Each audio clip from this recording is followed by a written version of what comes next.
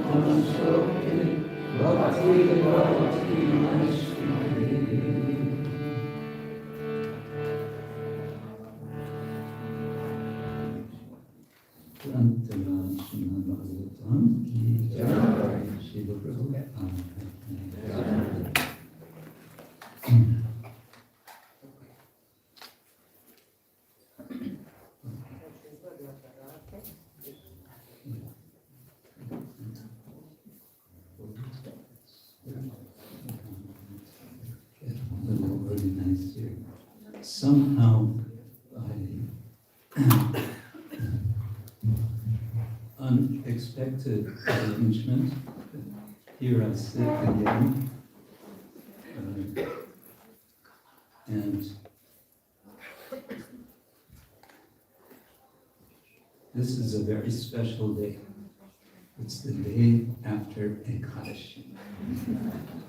And that means my first rule is not to speak too long.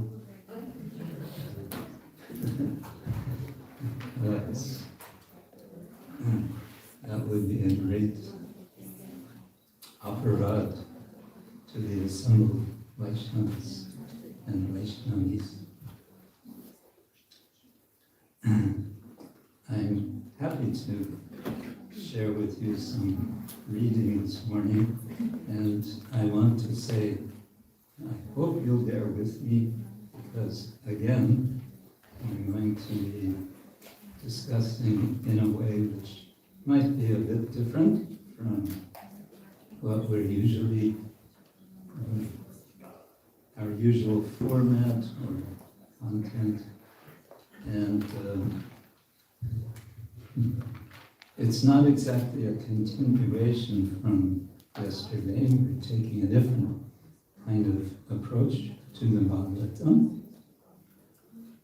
But in the very broad sense, one thing I'm trying to do, both yesterday and today, is to suggest ways for reading the Bhagavatam with the aim of enriching our experience of the Bhagavatam.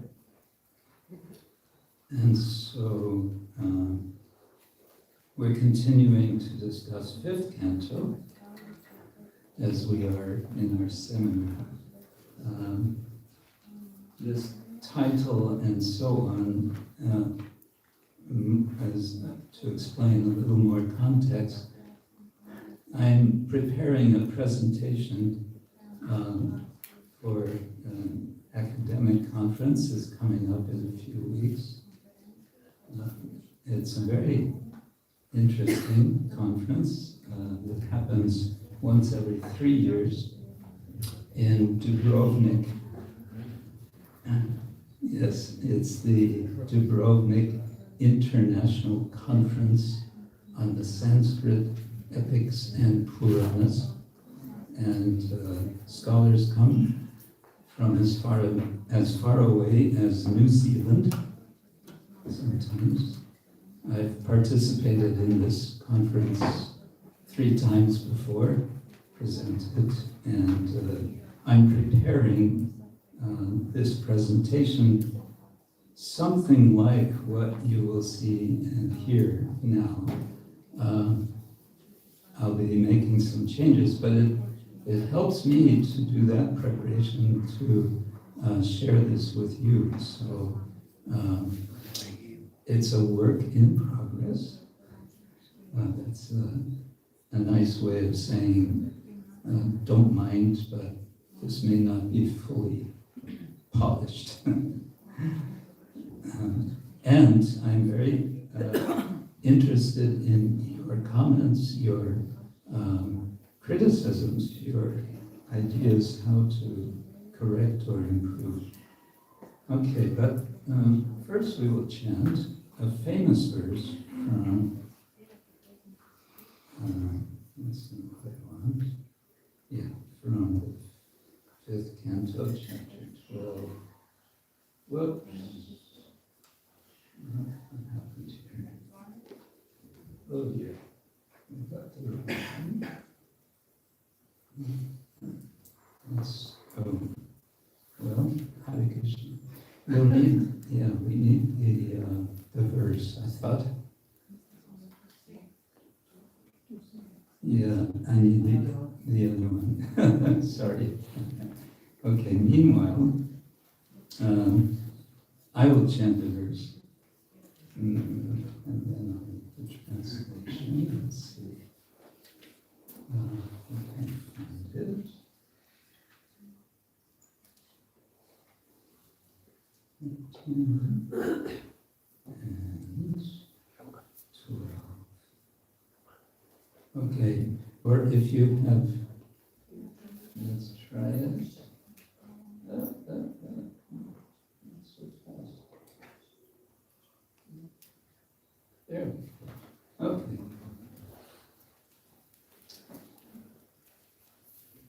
Good. Okay. Now we're ready. So, let us chant. Rahu Ganai Tapasana Yati. Rahu Ganai Tapasana Yati.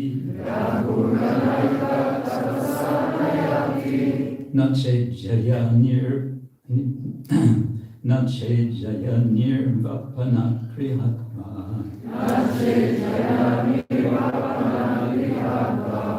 Nache Jaya Nirvapana Krihatma. Nache Chandasa Naiva Jalagni Suryai Na Chandasa Naiva Jalagni Suryai Vina Mahapada Rajo Vishekam Vina Mahapada Rajo Vishekam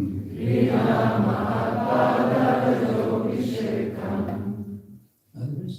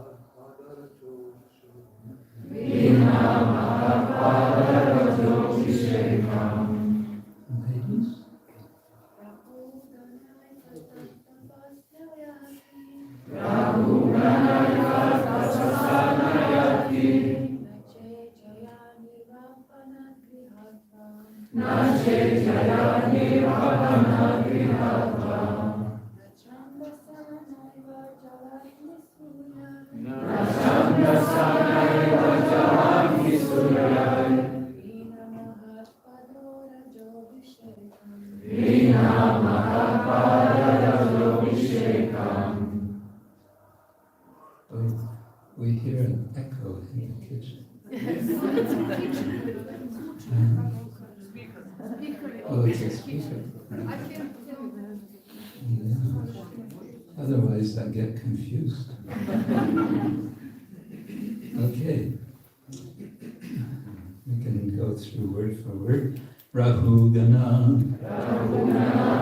O King Rahugana. Etat. This knowledge, tapasa, by severe austerities and penances,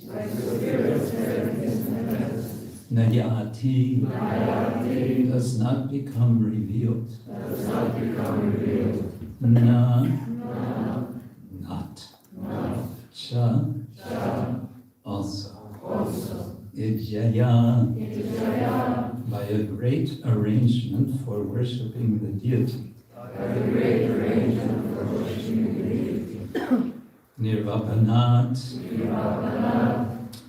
or by finishing all material duties and accepting sannyasa.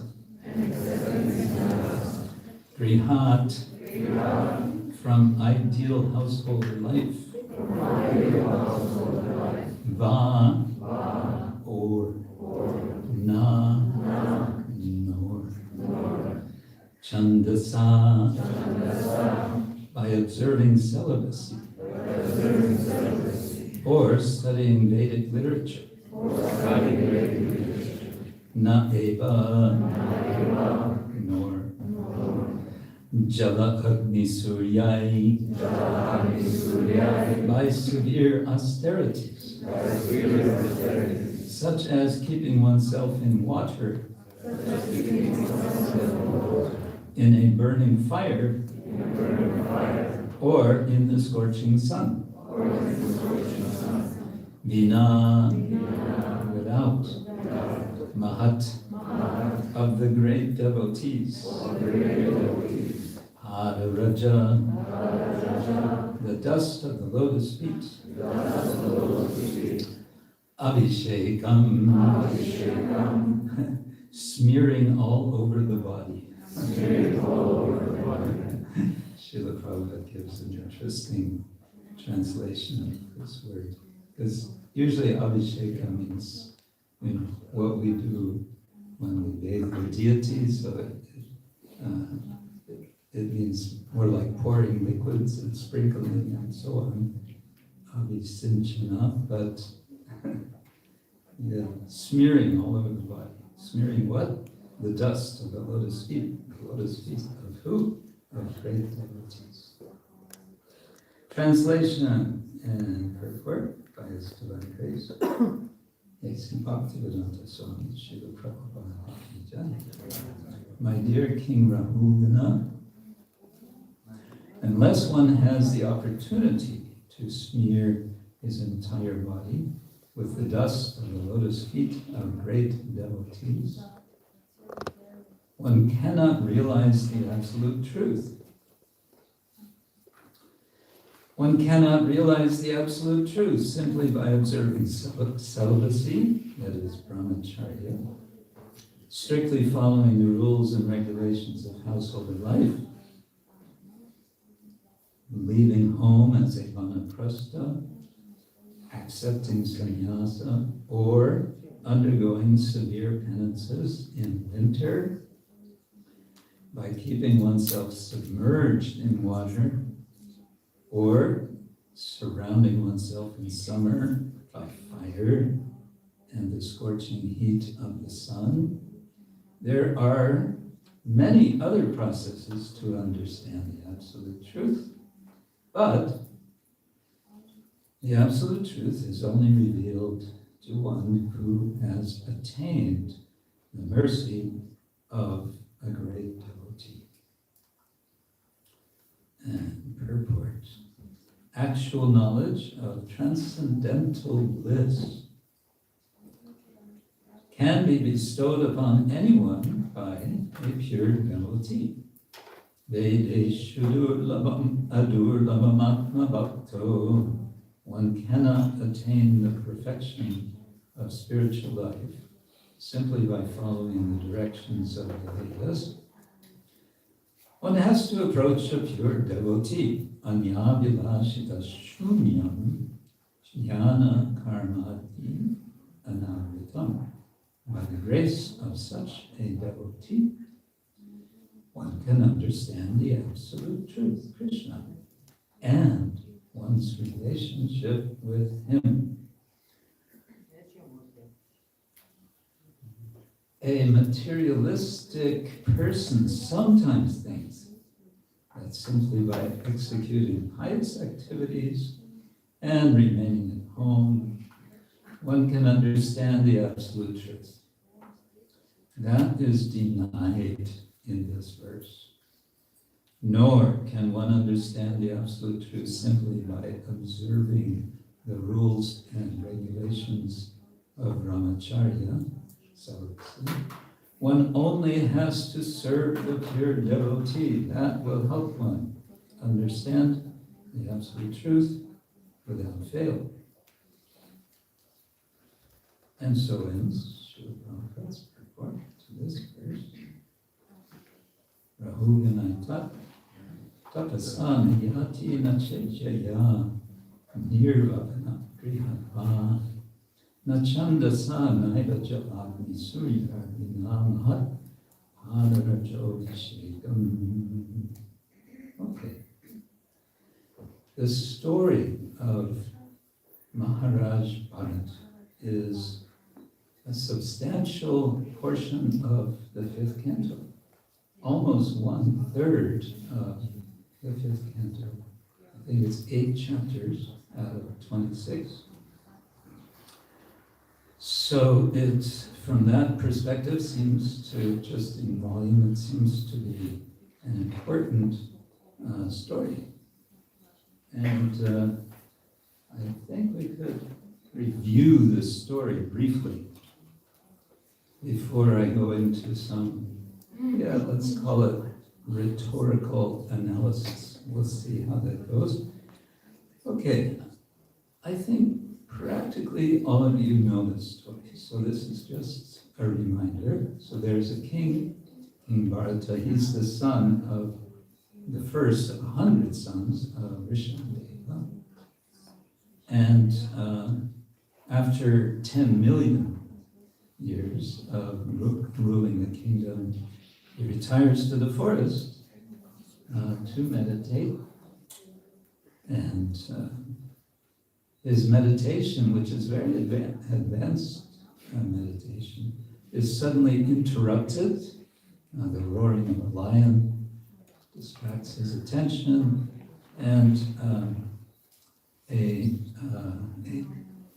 deer, out of fear, gives birth, maybe a little prematurely, and then dies, leaving this deer fawn in the river next to which the now Muni Bharata is meditating.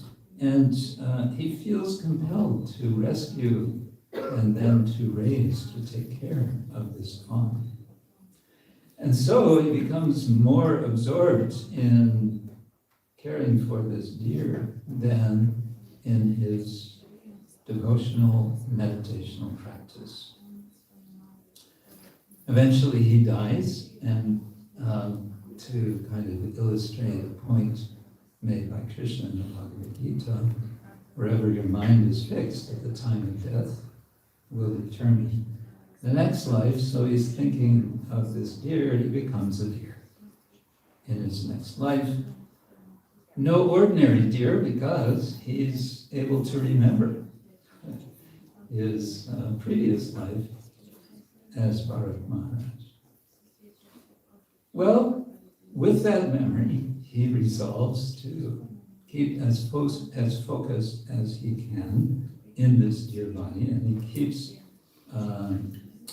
some association with some yogis in an ashram,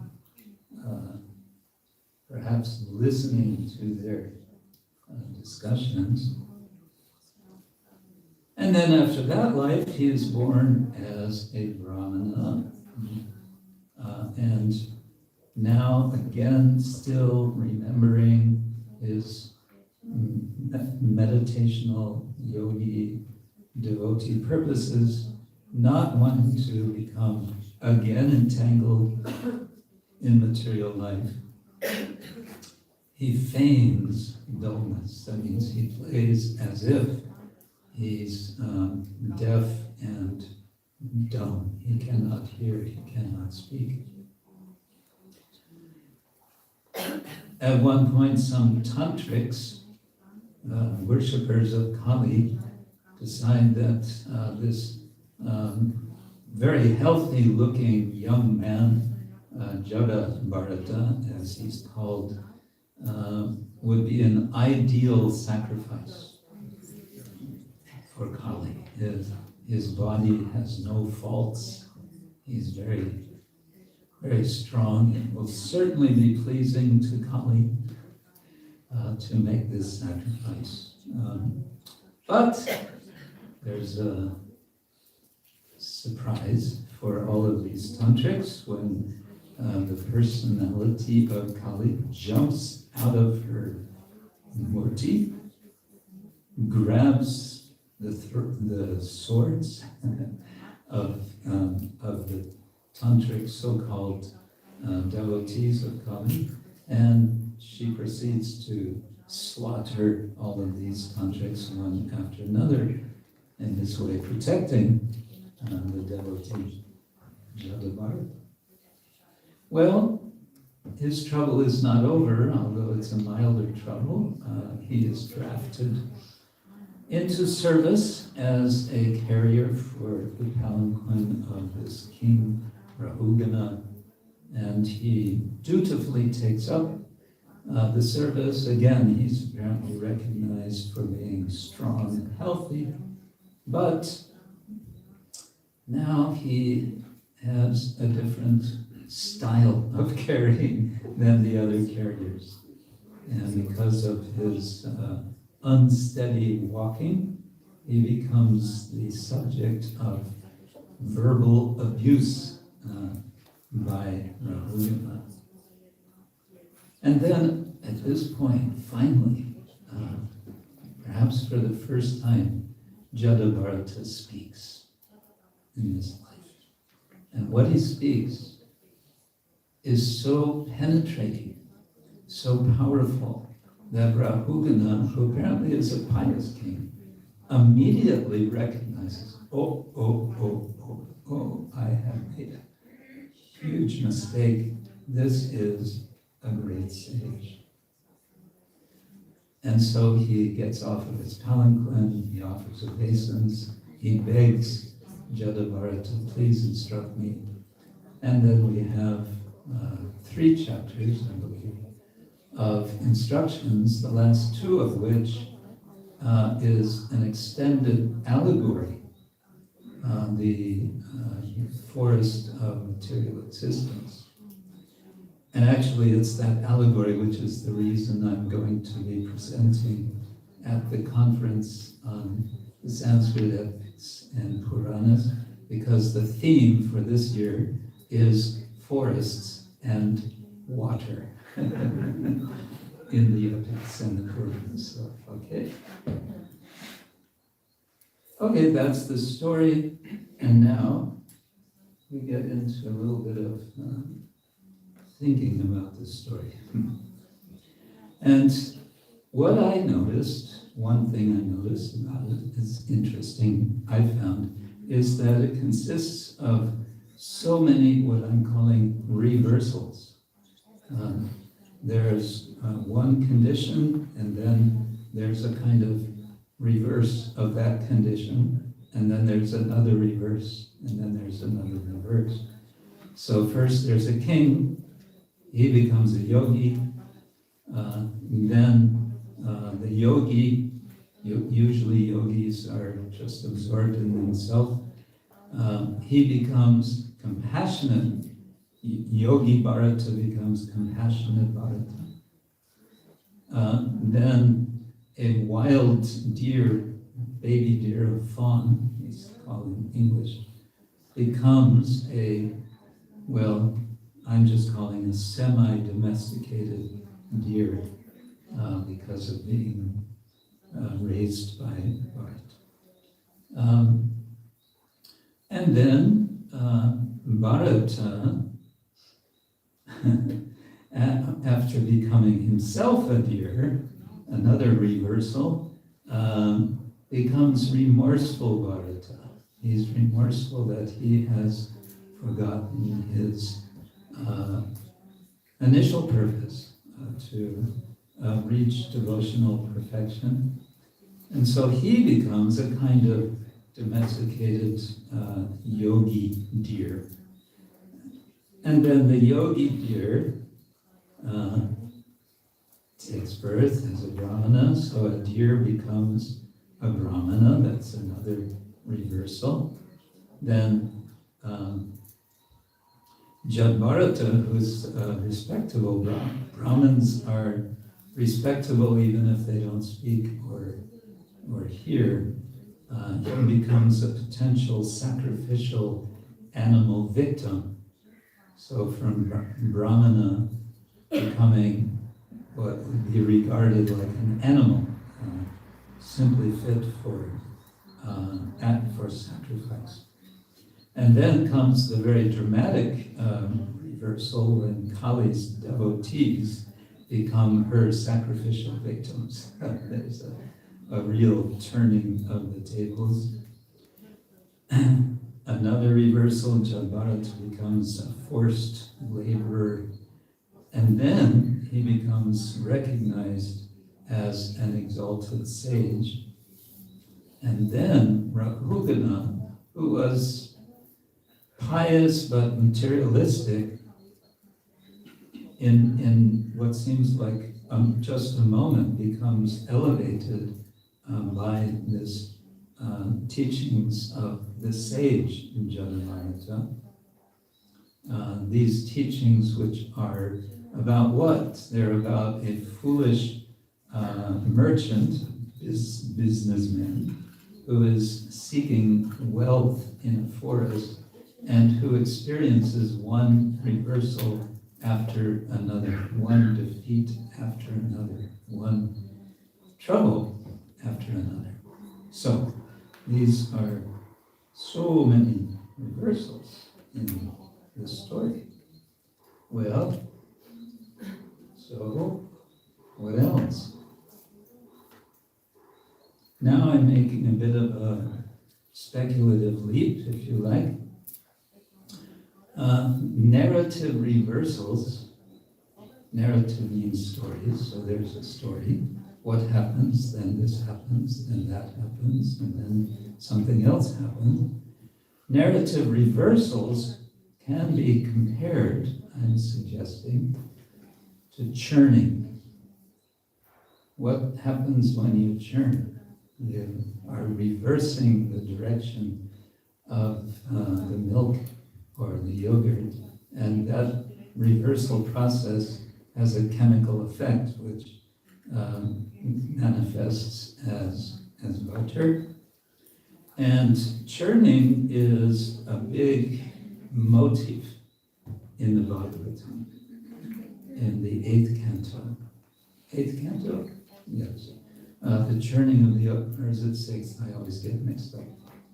One of the two. The churning of the ocean of milk. This is a hugely important event in the Vedic corpus in general, and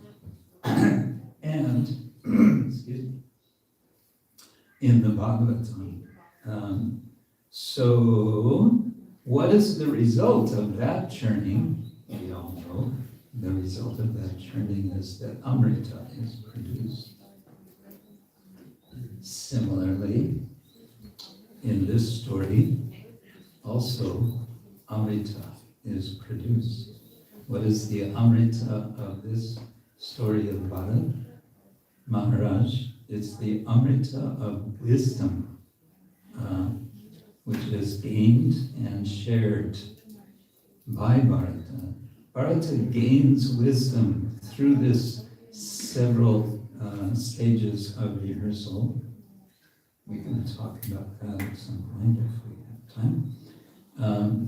It's given by, it's obtained by him by ordeal, we can say, and then he shares it, and Rahugana receives it. So that Amrita is developed, it is churned, and then it is received by Rahugana, and then it is received by us who read the Bhagavatam. Perhaps now I should pause and explain the word rhetoric.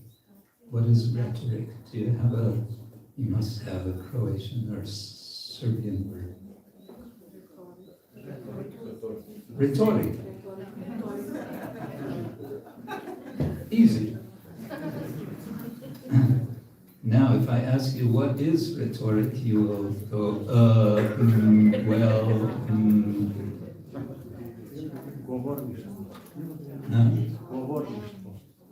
Govorništvo.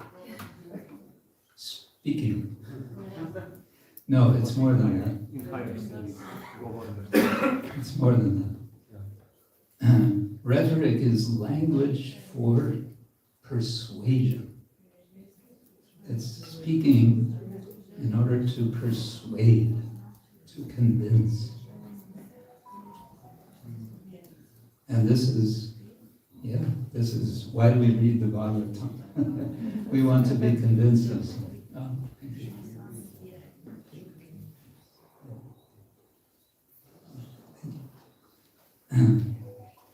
So the message of this rhetoric is the nectar of immortality-bearing wisdom, and it is gained by hearing and by reading this story.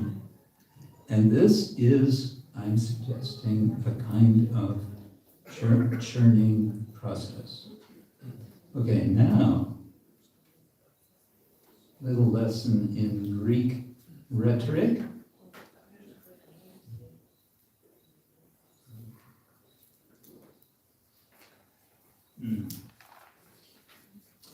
Aristotle and I think others identified three aspects of rhetoric: ethos, pathos, and logos. Ethos essentially means character, and you could say it asks the question, what is the character of the speaker? Why should we listen to this person? Pathos means emotion. The speaker should have some spirit. It shouldn't just be, putting us all to sleep. There should be some conviction there, which is communicated with appropriate emotion. And third, logos, the speaker shouldn't just be snowing us with who knows what ideas and maybe tricking us. The speaker should have good reasons for us. The speaker should give us something which satisfies our reasoning. So what I'm suggesting is that this story of Bharata and Jadabharata and Rahugana possesses all three of these elements of rhetoric. And just to start with, more specifically, the first, what I'm calling rhetorical strand, is can be taken as a kind of statement, a kind of message that bhakti brings detachment. And this is the ethos which we find in the beginning of the story. It's describing Bharata as extremely pious, sacrificer king. He's a king who does what kings are supposed to do, which is to sacrifice. He has 5 sons, and there's an allegorical element to this. They can be related to the 5 sense objects, but more perhaps relevant is that he's a king not for 4 or 5 years as present day country, nation presidents or prime ministers are, or in England they can't seem to keep them more than about a year in the last few years. 10 million years. So in other words, one way to interpret, you talked about interpretation, is one way to interpret 10 million is he's been king for so long that nobody can remember when he wasn't king. Yeah, he's just always been the king. And what does he do? In the end, he gives it all up. He renounces, and he embraces a devotional meditation practice. And it's mentioned, one thing that he does when he's there on the side of the river meditating, he collects vegetable things in the forest and he offers them to the Lord. So it's understood, he's devotionally engaged, and yes, it's vegetable food, it's not meat that he's offering to the Lord. So I suggest a little formula: pravritti marga plus bhakti yields nivritti. Pravritti marga means the worldly engagement. If bhakti is added to that, in the case of Bharata, in any case, it leads him to this nivritti marga. And then later, Bharata, as a deer, we could say, has nivritti sangha, and the ashram that he,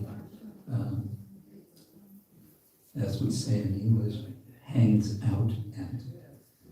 Okay, There's a second strand. So the previous I was saying is about ethos. It's qualification of Bharat. Why should we pay attention to Bharat? That's been told. 10,000 years king, now he's renounced, etc.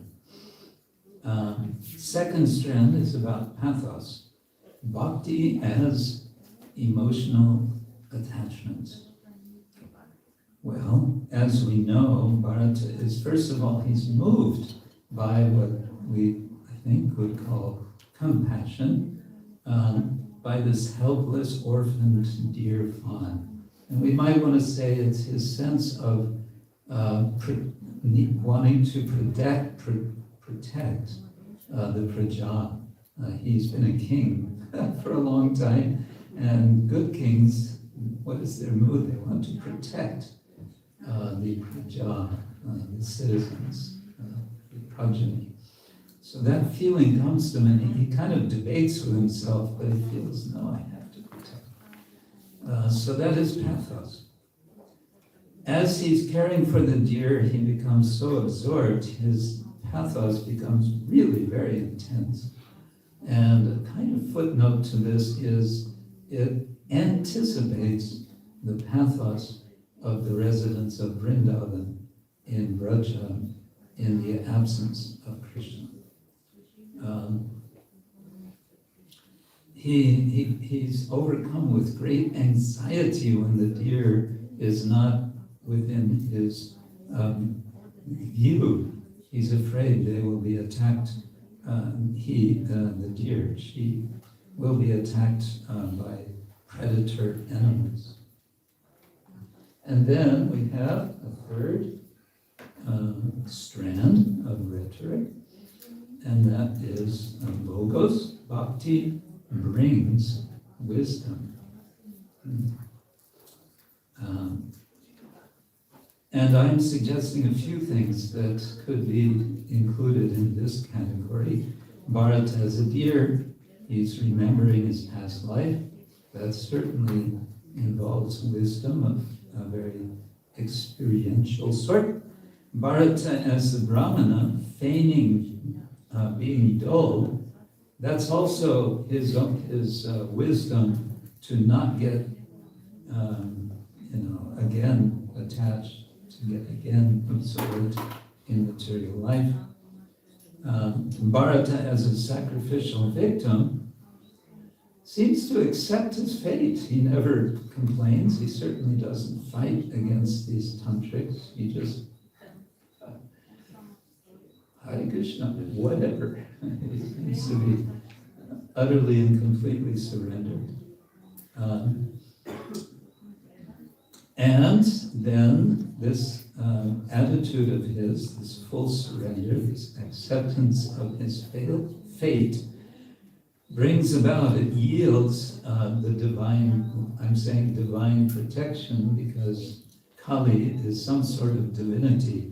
We might even want to say an expansion of the Lord in this case.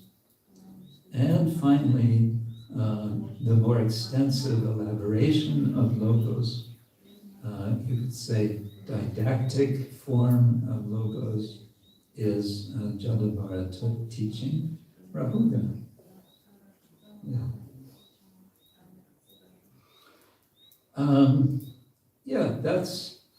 That's kind of one part of what I would speak about when I give a presentation, but I'm really watching the clock, so I want to not go too long, and I don't want to overburden you with ideas.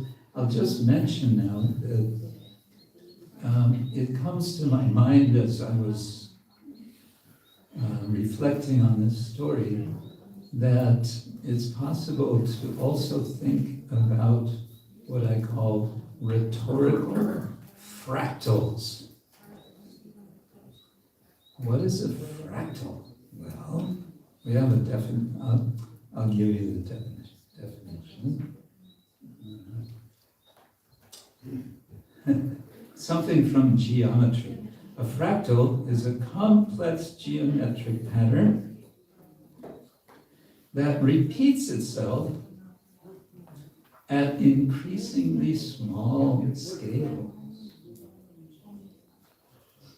When you zoom into a fractal, you will find smaller versions of the entire pattern infinitely repeated. This fundamental property is known as self-similarity. So what I notice is that within these three categories of ethos, pathos, and logos, within the story you can find examples of ethos, pathos, and logos inside each of them. And then you can kind of zoom out and look at the Bhagavatam and see that the same fractals, the same themes are told in so many ways throughout the Bhagavatam. And another analogy might be useful, I thought of this morning. Have you noticed some ideas come, some of the interesting ideas come while you're taking a shower? I don't know what it is about showering. So it's like, oh, that's an idea. Anyway, you've never had that experience? Always. Anyway, it occurs to me, you know that there's a Baroque form of music called the fugue in English. We call it in fuga. Yeah. So what is a fuga? It'll take a little melody and it'll get repeated and inverted and turned backwards and forwards and piled on top of each other in multiple. You see what I'm saying? Can we think of the Bhagavatam as an incredible fugue? Bhagavatam fugue. It's just maybe, because I'm trying to think, how can we appreciate the Bhagavatam? And how can we, because sometimes, especially in this regard, we may think, oh, haven't I already read this point? Haven't I already read about how it's important to receive the dust of the Mahats, and so on? Yes, you did hear it, but it was in a slightly different variation, and that difference is part of the sweetness. Yeah, so I think I may want to stop at this point and let me see, concluding reflection as well. What's that? Oh, yeah, let me just again go to the verse. And yeah, Rahuganai tat tapasana yati nachejaya nirvapada kriyadva nachandasa naiva chalagni suryar inamahat padarajo shekam. Yeah, the other point I wanted to make is kind of a footnote. It connects with something we spoke of yesterday in our seminar, and that is, what is it that commentaries to the Sanskrit literature, what do they do? And we explained 5 things that they do. And the last of these was Akshepa Samadhana. And Akshepa Samadhana is the sort of the correction of misunderstandings. And what I noticed about this verse is that with all these negatives, na yati, na cha ijaya, na chandasa, na eva chalagni surya, and then vina, without. So all these negatives, why are they there? It's rhetorical. It's making a point against misunderstandings. So here we have a case where the Bhagavatam is a commentary on the Veda, where the Veda will give so many directions. Practice this tapasya, do that worship, do this varna, do that ashrama, and sit in the middle of these fires. And all of this can lead you to some wonderful result. This verse says, Vina mahatpadarajo abhishekam, without this one act. I think this could be an interesting ritual to see enacted, is actually taking dust and smearing it literally all over the body. Devotee dust all over the body. That would be interesting. Anyway, the point is, this verse is saying there's one thing that's necessary. Necessary for what? It's necessary for etat. And what is etat? This knowledge. And then the next verse, after verse 12, verse 13, answers the question, okay, so how do I recognize a Mahat? And so now here we're getting logos, we're getting carefully sequenced teaching. For what purpose? For persuading us of something. So here is what the next verse says in Prabhupada's translation. Who are the pure devotees mentioned here? In an assembly of pure devotees, there is no question of discussing material subjects like politics and sociology. That's certainly Prabhupada's little addition. In an assembly of pure devotees, there is discussion only of the qualities, forms, and pastimes of the Supreme Personality of Godhead. He is praised and worshipped with full attention. In the association of pure devotees, by constantly hearing such topics respectfully, even a person who wants to merge into the existence of the absolute truth, Prabhupada would say, merge? Never. Abandons this idea and gradually becomes attached to the service of Vasudeva. The bells are ringing, confirming this statement and telling me to stop talking. So I will say thank you all for your kind attention. Grantaraj Srimad Bhagavatam ki jai. Shri Prabhupada ki jai.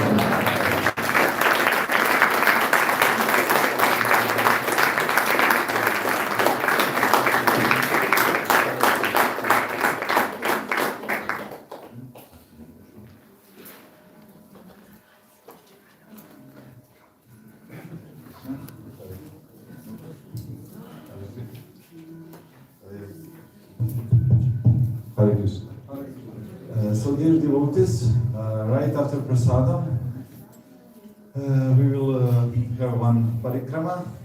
We will visit a place called Krishna Shikhara.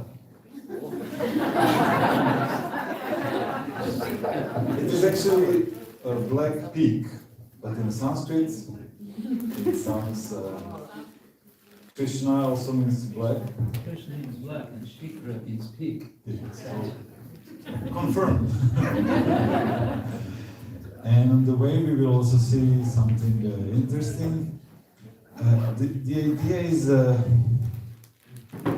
to have something like a walk in spiritual association, like hike to climb up the hill. It is not the easiest walk, but it is also not so difficult. Not in sense, yeah, children can go, people after 75, 6, 7. Depends how it's. And we choose a little longer path which is not so steep. It goes through a forest. It's shady. So yes, it's maybe not the best Japa walk area because you will breathe. So yeah, it's a walk. We will Sangha walk, and we will have from Krishna Shikara. We will have a darshan of Krishna West Serbia.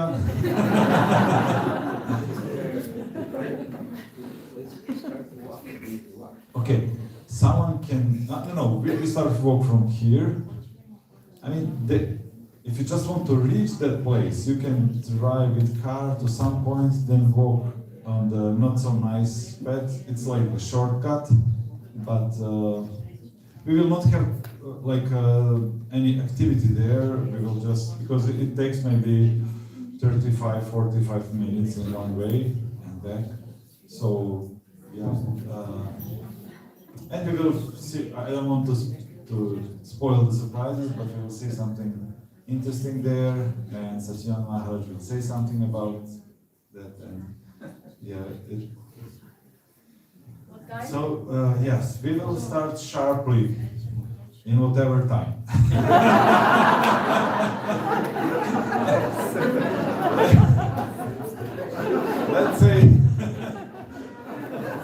let's say 10:30ish.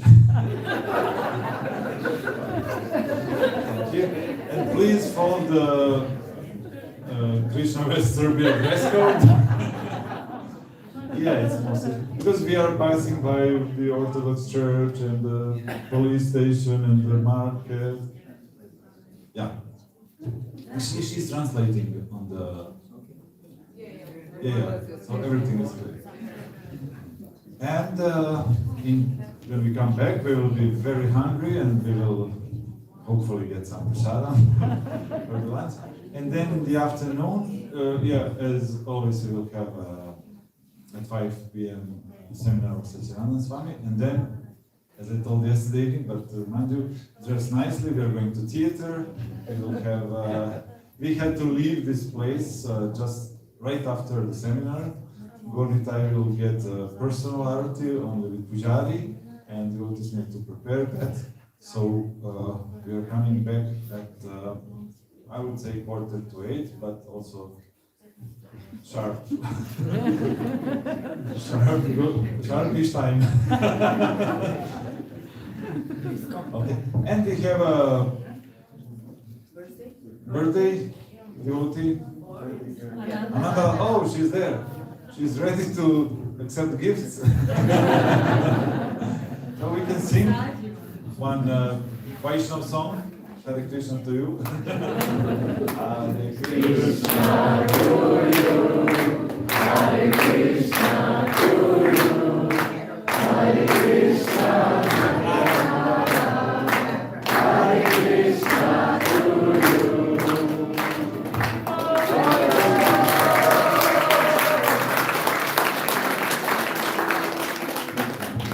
Namrata is our transcendental devotee, very enthusiastic for singing and dancing and services, and she was helping our yatra a lot in the last 2 decades or something. So we can bless her to continue in this enthusiastic devotional service.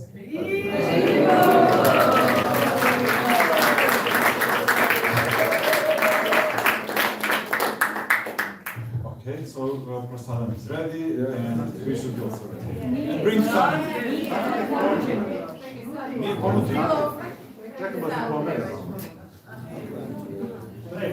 So